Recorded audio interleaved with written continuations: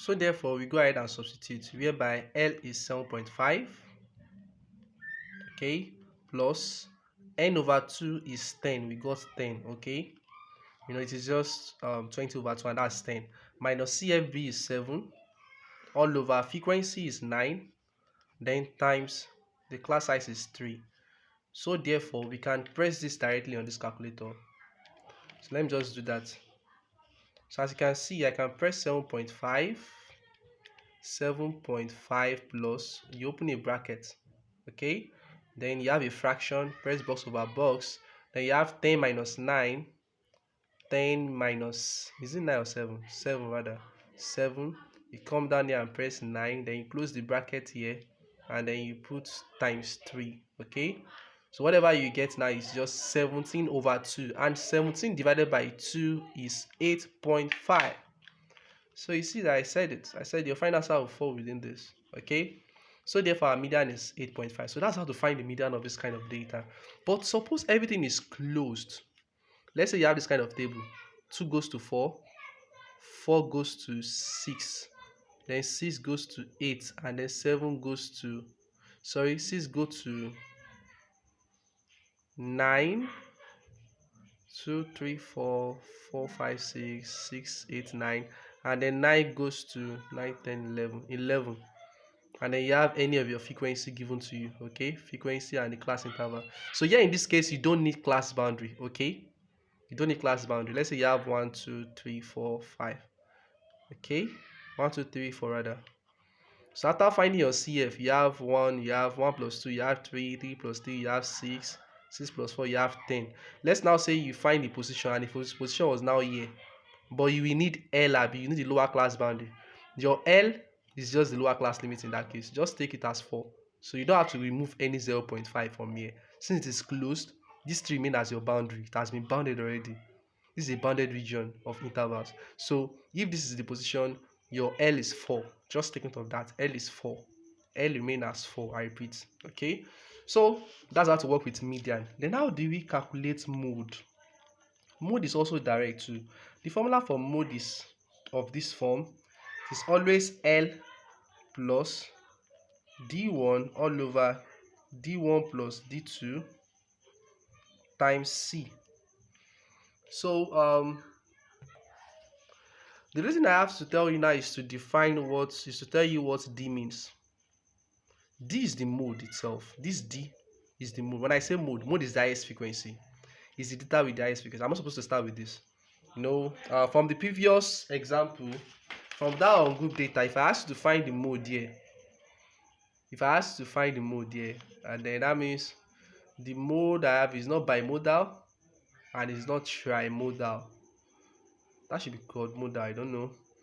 I have 2 appears twice, 4 appears, everything appears twice.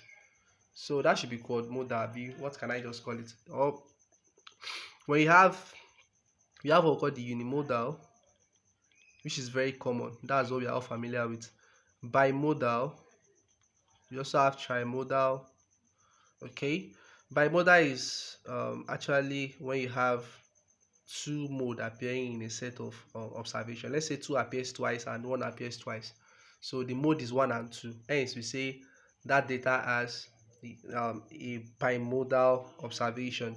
So and in this case, the modes are 2, 4, 6, 8. That's all. Those are the modes. The value that actually appear most in that set of data. Here in this case, what is the mode for this table? I've explained this one, okay? The value that has the most occurrence is called the mode. Here in this case, you look at this observation, look at this data, this is the real data, 2, 3, 7, 4, 8, right? So these are the frequency. This thing here means 2 appears 10 times, 3 appears 5 times, 7 appears 10 times. So for this kind of table, the mode is the observation that has the highest frequency. So what's the highest frequency here? Highest frequency is 12. So who owns that 12? That is 8. So the mode is 8 in this case. But how do you find mode in this kind of question? Here in this case. Now when you look at this data, the highest frequency is 9. Now if I now want to find the mode, how will I know which one to pick? Is it 8, is it 9, is it 10, or is it 8.1, 8.2? So to get it correctly, you use this formula. Okay. Now This D that I'm trying to say, D represents the modal position. And how we get the modal position, there's nothing like n over 2 in this case. To get the modal position, D is just the highest frequency. After getting the highest frequency, just take note. Wherever your highest frequency is what we call the what? The modal position. So check the frequency. Which one is the highest? 9. So this is my what? Modal position, just like that of median. So the modal position is also here, modal. Okay. So what is the lower? This L here now means the lower class boundary of the modal position. This is the modal position. What's the lower class boundary? 7.5. Okay. Plus now D1 plus D2, D1 over D1 plus D2. Now what does this D1 means? D1 simply implies that you are trying to find the frequency of the modal class minus the frequency of the class preceding that modal class. Share you get? Now this is the position, right? Sorry, this is the position 9. 9 is not 16, no, the position is 9. So to find D1, D1 simply implies this position, this highest frequency that you have, this mode, minus the preceding value you have before it, that's 5. Whereby D2 now means this position, this modal position, minus the value you have after it, which is 4. So my D1 is 9 minus 5, that is 4. My D1 is what? 4, plus my D2 is 9 minus 4, and that is 5. So do you understand that the class size remain as what? How many are they? Just 3 sets of observation for each class intervals. So when I press this on calculator, I will have 7.5 plus open bracket. Remember that I have D1. D1 is 4. Abi? D1 is 4. All over 4 plus 5. Then close the bracket times 3. I got 53 over 6. In decimal, final answer is 8.83. So the mode is 8.83. That is how to calculate that. So I believe I've been able to explain the mean, the median, and then finally I've been able to explain the mode for group data and for what? Ungrouped data. So I believe with all this video I've explained so far, at least you've gotten something that is very, very important. You've gotten the important aspect of it. So that's just how it works. Okay. And then for the next video, whatever I'll be doing from the next video will be based on measure of dispersion, which is also known as measure of variation. That will be the last thing we just have to consider. Okay. But before I do that, I would like to give the relationship that exists between the mean, median, and mode. They also have relationship. Okay. The relationship between mean, median, and mode.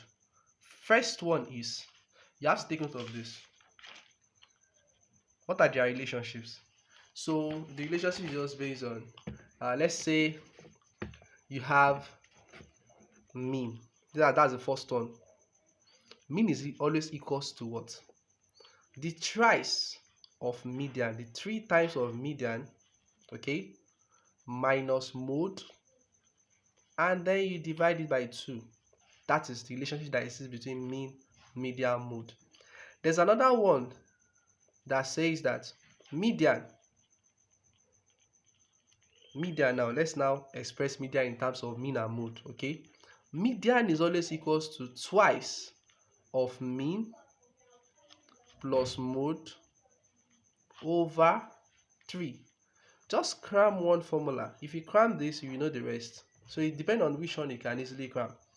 If you know this one, then these are being extracted from it. This is being extracted from this median. You know, when you cross multiply, you have 2 times mean. You have 2 times mean, that's 2 mean. See the 2 mean here. Then this one will come to the other side, that's plus mode. Then divide both sides by the coefficient of median, that's 3. So, but the third one is quite special, whereby not really. I think it's still the same pattern. You have mode here, right? Mode is always equals to the 3 times the median. This is another formula. 3 times median minus twice of mean. It's still the same thing. Okay, this is another formula that exists. So just cram one so that you can understand the meaning you can easily understand the remaining ones. So sometimes you might not be given any data. You might be told that if mode is 5 and then let's say median is 6, find the mean. So in this kind of question, you have to be very, very smart enough. So what I'll just have to do is find the mean. Then you just have to remember the formula first. That will be the first thing you have to do. I can still recall that mean is equals to thrice of what? Median minus mode over 2. So then that will be 3 times median is 6, mode is 5 over 2. So by the time you multiply this, 18 minus 5 over 2, you have um, 13 over 2, and that's 6.5. So that is the mean. So that's just what the relationships are. But take note, anytime you have your median, let's say anytime you have your median to be less than, if median, I notice that if median is less than the mode, then what happens? If median is less than the mode, this becomes negative. But there's a particular thing I want to state, whereby I can show the relationship that exists between the three of them, just like that of AM, the HM, and the GM.